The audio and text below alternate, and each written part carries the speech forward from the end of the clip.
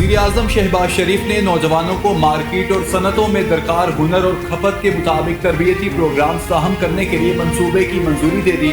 वज़ीर आज़म मंसूबे पर अमल दरामद के अमल की खुद निगरानी करेंगे, जबकि इस हवाले से माहाना जायजा इजलास की सदारत भी खुद करने का फैसला किया। शहबाज शरीफ ने नौजवानों को मुख्तलिफ शोबों में तरबियत के लिए मकामी सनतों से मुसलसल रवाबित और अफरादी कुव्वत के बैन अक़वामी इदारों की खपत को मद्देनजर रखते, जबकि मकामी सनत में किरदार हुनर के हवाले से जामे डाटा बेस कायम करने की भी हिदायत दी।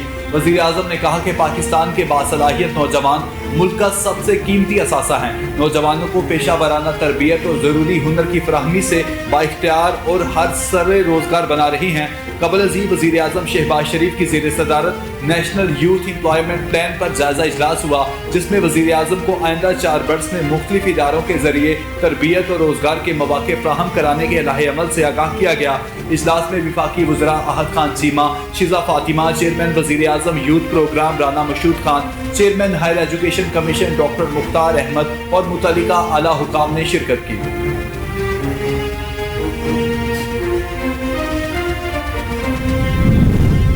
इस्लामाबाद में मीडिया से गुफ्तगू करते हुए वज़ीर दिफा ख्वाजा आसिफ का कहना था कि दहशतगर्दी के खिलाफ जंग हमने शुरू की थी। मुशर्रफ ने दहशतगर्दी के खिलाफ जंग नहीं की थी। अमेरिका ने दहशतगर्दी का नाम लेकर इराक, लीबिया और अफगानिस्तान में जंग लड़ी। हम सबसे ज़्यादा दहशतगर्दी का शिकार हैं। अगर हमने दहशतगर्द को अमेरिका के हवाले किया तो क्या हुआ? उन्होंने कहा कि दहशतगर्दी के खिलाफ पाकिस्तान फ्रंट लाइन पर लड़ रहा है। अफगानिस्तान में अमेरिका ने हाईटेक असलहा छोड़ा। अब अमेरिका अगर असलहा वापस ले रहा है तो अच्छी बात है। अमेरिकी असलहे से दहशतगर्दी में इजाफा हुआ। मुल्क की सियासी सूरत हाल पर तबसरा करते हुए ख्वाजा आसिफ का कहना था कि सियासी मुखालिफिन ने मुफाहमत की कोई बात की, 3-4 मरतबा ये विफाक पर हमले कर चुके हैं और ईद के बाद दोबारा हमले का कह रहे हैं। अब मुफाहमत के बजाय मुज़ाहमत की सियासत होगी।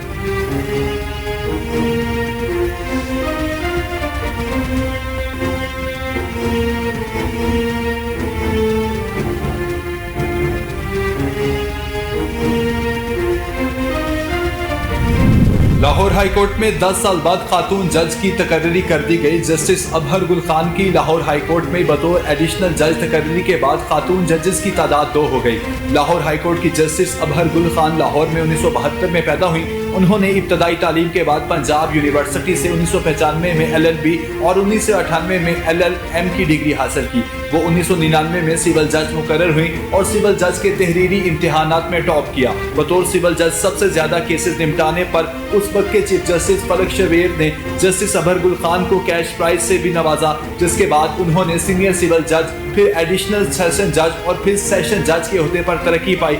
जस्टिस अबहर गुल को एजाज हासिल है कि वो पाकिस्तान की पहली खातून सिविल जज हैं जो लाहौर हाई कोर्ट के जज के ओहदे पर फाइज हुई।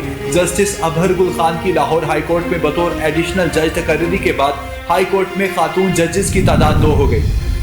लाहौर में प्रेस कॉन्फ्रेंस करते हुए लीगी रहनुमा अज़मा बुखारी का कहना था कि वज़ीर आला अली अमीन गंडापुर ने मुझे किताब भिजवाई। शायद अली अमीन गंडापुर ने ये किताब खुद नहीं पढ़ी।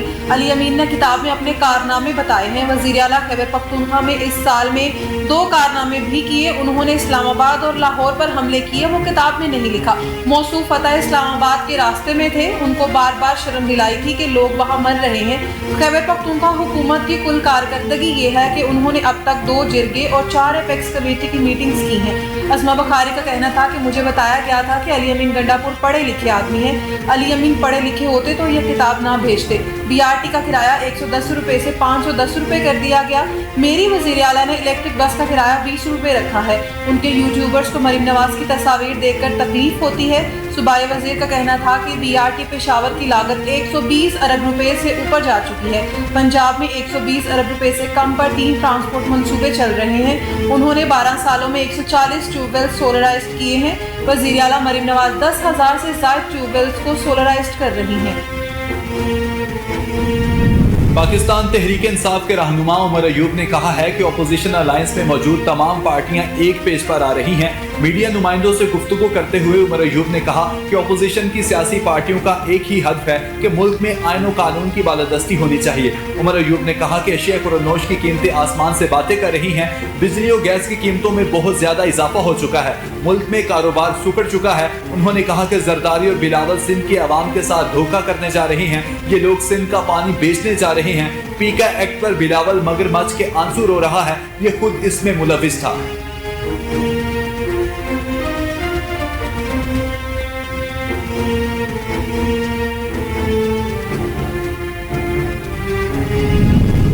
साबिक नेवल चीफ और साबिक chairman joint chiefs of staff committee Iftikhar Sirohey इंतकाल कर गए। तर्जुमान पाक बहरिया के मुताबिक एडमिरल रिटायर्ड इफ्तिखार अहमद सुरूही का इंतकाल इस्लामाबाद में हुआ। वो 1986 था 1988 पाक बहरिया के सरबराह रहे।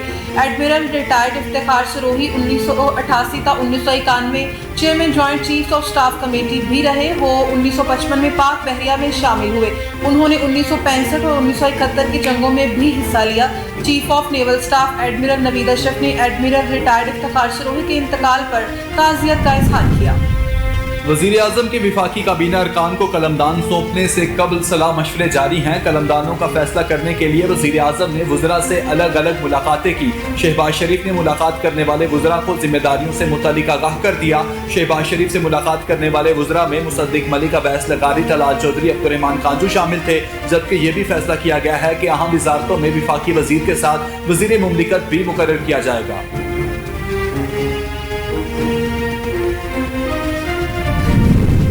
गवर्नर सिंध कामरान टिसोरी ने army chief general Asim Munir, DGI-SI और DGC को मुबारकबाद दी। गवर्नर सिंध कामरान टिसोरी ने कहा कि पाक फौज की पेशावराना सलाहियतें दुनिया तस्लीम करती है। अमरीकी सदर ट्रंप ने भी पाक फौज की सलाहियतों को तस्लीम किया।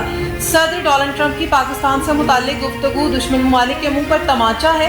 कामरान टिसोरी ने कहा कि दुश्मन मुल्क और खारिजी अफवाज पाकिस्तान को कमजोर करना चाहते हैं। नौजवान, बुजुर्ग और बच्चे ये साजिश कामयाब नहीं होने देंगे।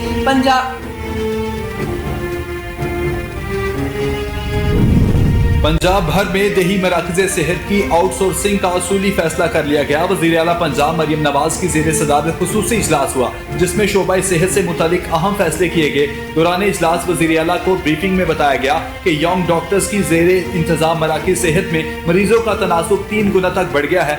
सूबा भर में 225 RHC की रीवैम्पिंग पूरी तरह मुकम्मल हो चुकी है। बुनियादी मरकज़ सेहत नए शानदार क्लिनिक्स में बदल गए हैं। मराकज़ सेहत को मरीजों के लिए इब्तदाई रेफरल सेंटर बनाया जाएगा। ब्रीफिंग में बताया गया कि मराकज़ सेहत में बड़े अस्पतालों के बराबर तिब्बी और तशखीसी सहूलतें फ्राहम की जाएंगी। जनरल सर्जरी, गायनीज तशखीस, तिब्बी टेस्ट और दीगर सहूलियात भी मुयसर होंगी। RHC की आउटसोर्सिंग के बाद नए क्लिनिक्स हफ्ता भर 24 घंटे खुले रहेंगे। वज़ीर आला को ब्रीफिंग में बताया गया कि पंजाब के 1147 मराकज़ सेहत में से 766 की रीवैम्पिंग मुकम्मल हो चुकी है और 396 महकमा सेहत के सुपुर्द कर दिए गए हैं। पंजाब भर की OPDs में 6 अरब 7 करोड़ 70 करोड़ से ज़ायद की मुफ्त अद्वियात फ्राहम की जा चुकी हैं।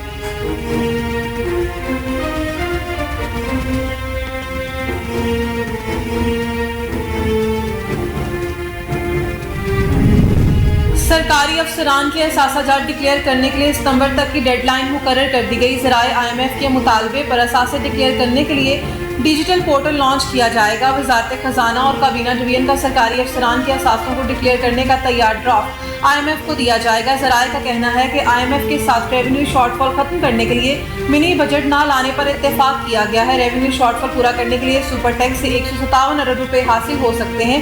प्लान के मुताबिक शॉर्टफॉल पूरा करने के लिए अदालतों में टैक्स मुकदमात जल्द निपटाए जाएंगे। जेर समाअत टैक्स केसेस जल्द समाअत के लिए वज़ीर आज़म ऑफिस की मुआवनत होगी। ज़राए वज़ारत खजाना का कहना है कि एक्सटर्नल फाइनेंसिंग और टैक्स पॉलिसी यूनिट के ऑपरेशनलाइजेशन प्लान पर मुज़ाकरात जारी हैं। महंगाई, खित्ते के दीगर ममालिक से मवाजना, नेशनल अकाउंट्स पर मुज़ाकरात किए जा रहे हैं। Labour force survey, family budget survey, living standards पर मुज़ाकरात में रिपोर्ट्स का जायजा लिया गया। IMF से बिजली, गैस टैरिफ और गर्दशी कर्जे पर भी अहम मुज़ाकरात होंगे।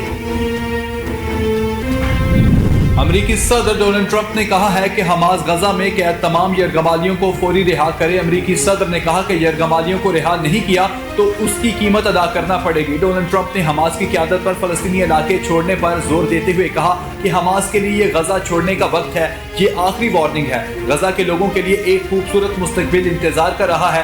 حماس نے واضح طور پر کہا کہ امریکی انتظامیہ فلسطینیوں کی نسل کشی میں ملوث ہے۔ ٹرمپ کے بیانات سے واضح ہے کہ امریکہ فلسطینیوں کی نسل کشی میں شراکت دار ہے۔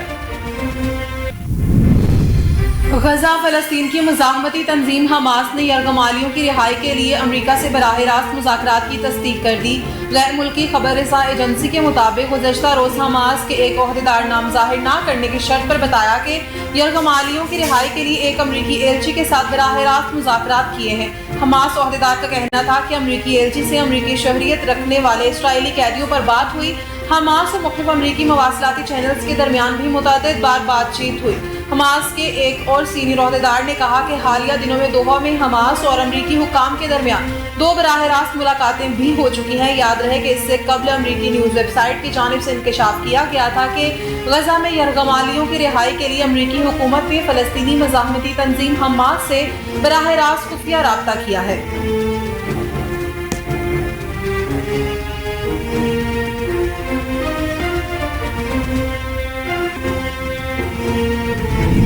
اور آئی سی سی چیمپئنز ٹرافی 2025 کے دوسرے سیمی فائنل میں نیوزی لینڈ نے جنوبی افریقہ کو 50 رن سے شکست دے کر فائنل کے لیے کوالیفائی کر لیا۔